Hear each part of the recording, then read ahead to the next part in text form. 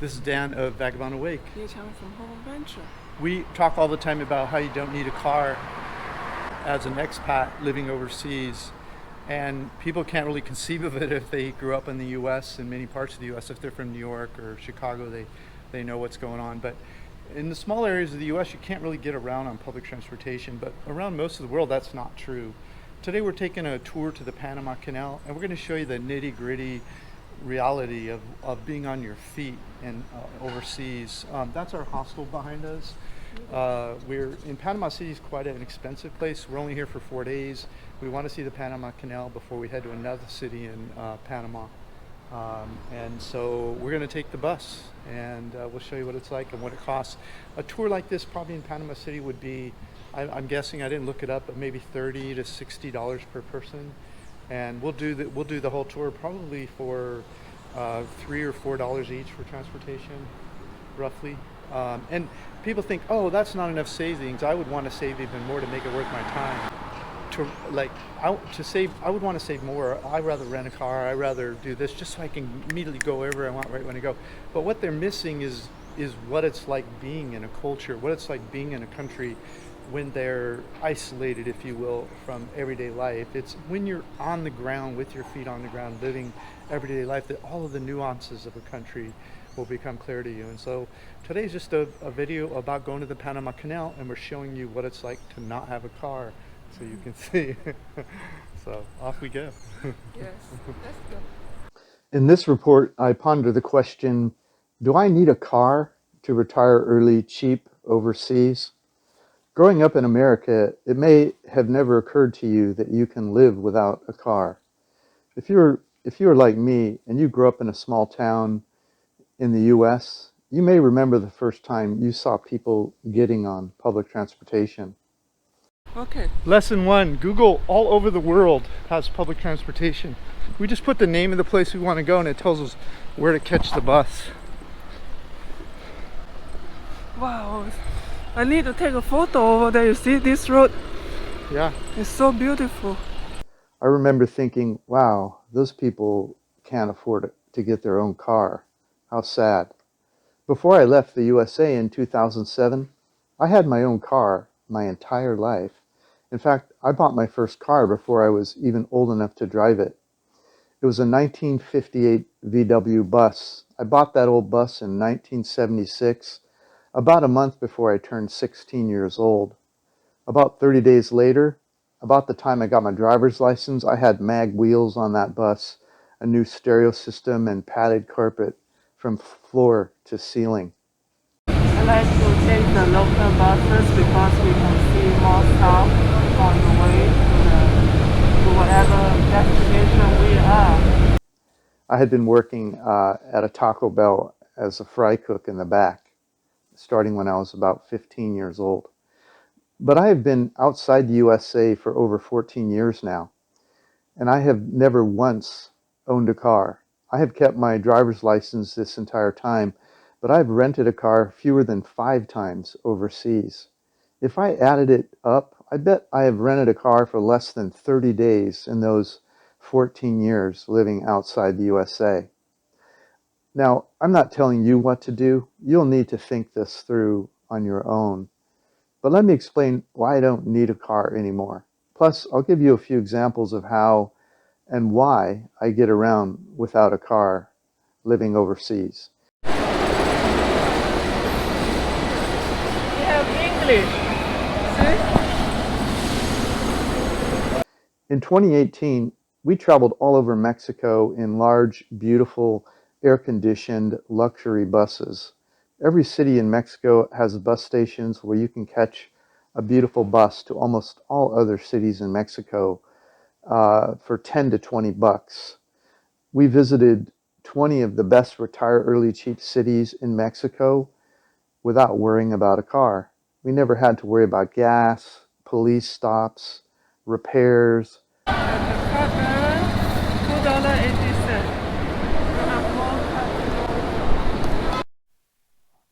Tickets are $10 for foreigners.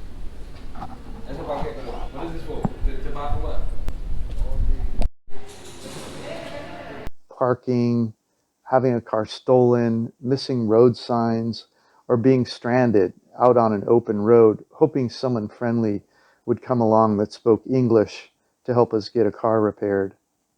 Our retired chief reports in Mexico explain where we caught the buses, but you can also use international transportation services online, like Rome to Rio, link provided, to find ground transportation routes all over the world. And it includes everything: buses, airplanes, ferries, just everything you can imagine. In most cities around the world, there are internet taxi services like Uber, Grab, Lyft, etc., that will take you from the bus station or ferry without needing to speak the local language. I was hoping to see a big boat, but it's just a little tugboat that they're lifting. Now that these doors are locked, they'll start pumping water here on this side. When that lifts, the boat will be at the level of the lake and it'll be able to sail on. When I'm in a foreign country, I just feel more safe traveling through remote areas in a beautiful modern bus or ferry full of people with a professional driver, rather than being on the open road I have never been before, alone in my car or with a friend. Avoiding the possibility of finding myself isolated in an area unknown to me just feels better from a safety perspective. I will include links to my Mexico touring report and my international safety report below. And so the boat comes in from this lake on the left, and at the time it comes in, those locks are open and this water is down low, the same level as the lake, and then they shut that one, pump water in from this one, it lifts the boat up until they're at the same level, until they're at the same, these locks are at the same level, and then the boat sails into here, these shut, they pump that full of water, it lifts it up, and then the boat's able to go into that lake. You can see now the lock is opening, and so the boat can sail into the second lake. And I don't know if you can see it, but off in the distance there's two really large boats in the locks over there. It's an obvious design choice to have the locks at an angle like this, so they're pushing up against each other. The water actually is making the binding stronger on this side. The weight of the water is pushing the doors against each other. I don't know if you can see or not, but this is one channel here, but over there is another channel. And so they have two here, and you can see there's also a large boat on the horizon there that's moving through the newer channel that was built, I think, 6 years ago as a redundancy, and I believe it's wider, so it's going to be able to carry wider boats. You can see that huge ship moving along slowly in the distance. I don't know if you can see it or not, but in the distance is Panama City. It's not far at all. When we were in the Philippines, we traveled between cities on ferries and minivans, but we often rented a scooter for around $100 a month for most cities where we spent more time. So that's not a car. But one of the biggest reasons we're able to go without a car around the world is because we pick walkable neighborhoods to live. Whenever possible, we find furnished apartments in the most interesting parts of town. Walkable areas with restaurants, coffee shops, parks, nightlife. It's just such a great life. You don't have to get in a car. Then if we need to go somewhere on an excursion or self-guided tour, we take the local transportation, which usually costs less than $1 each way. Google Maps has most of the public transportation information around the world, and it's easy and convenient to use. If there's no meaningful local public transportation, we just take Uber or Grab or any of the other ride-sharing services that pop up from time to time. Taxis are almost always our last choice, especially if the local custom is to negotiate the cost of a ride and we don't know the local language. I'm not ruling out the possibility of getting a car someday, if I ever settle down in one place for, say, 6 or more months each year. Okay, we're back at 𝐿𝐵ROOK Mall after seeing the Panama Canal, and now we're going to go have some dim sum Hopefully we can get it. at a famous restaurant here in Panama that our doctor told us about, right? Yes. Yeah, and she spoke good English and she loves dim sum, so we're going to go check it out.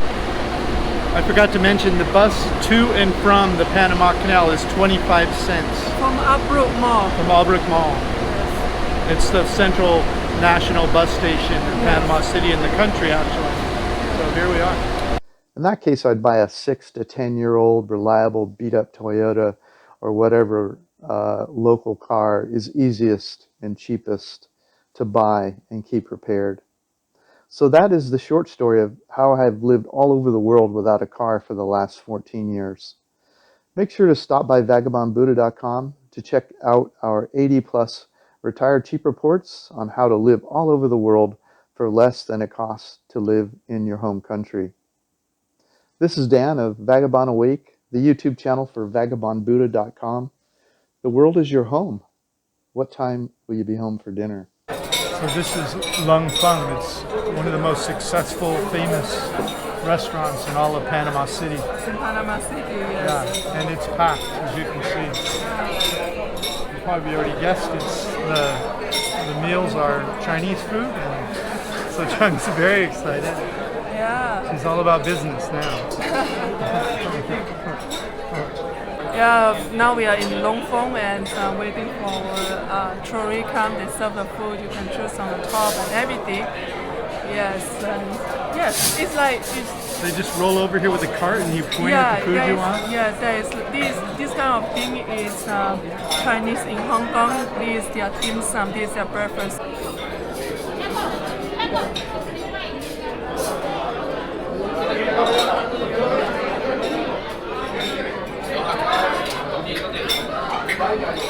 Chung said they call this egg tart in Malaysia.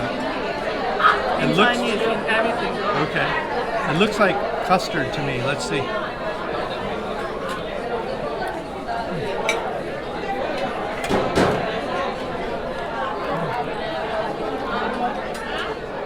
They didn't give me the chili sauce. It's not custard. No, that's it. It's egg tart. The tea is so good. It's made me back to my time in Malaysia and drinking tea, eating dim sum, you know. Very nice. So far, what do you think about the food? It was good. I mean, it was like a simple pasta with soy sauce. Yeah. But nice flavor and consistency. I don't have anything to judge it by though, Oh. because I've never had that before. Yeah. But it was good. That's true. I have those things before. I would say that it's just okay food for me. It's Okay. not really impressed me. Impressed me. yeah. Like hot pot that we have that one. Oh yeah, that was Oh, nice. that's very nice. Because this one they don't give us the chili sauce and the thing, so Yeah. it's making it not nice. And the food, it's just okay, I would say. Okay. So if you want to try, you can come here to try, but don't put too much hope. If you have dim sum before, then I ask you don't come. You haven't have it, then you can come and try. Hey, if you liked our video, please like, comment, or subscribe. Any of that would help our business. Thanks so much. Thank you so much. Click the link in the notes below this video to get a copy of this content. Plus, grab a free copy of my ebook, How I Fired My Boss and Traveled the World for 13 Years. While you're there, check out our catalog of retired cheap reports all over the world and our hobby income course that we just released. Thanks so much.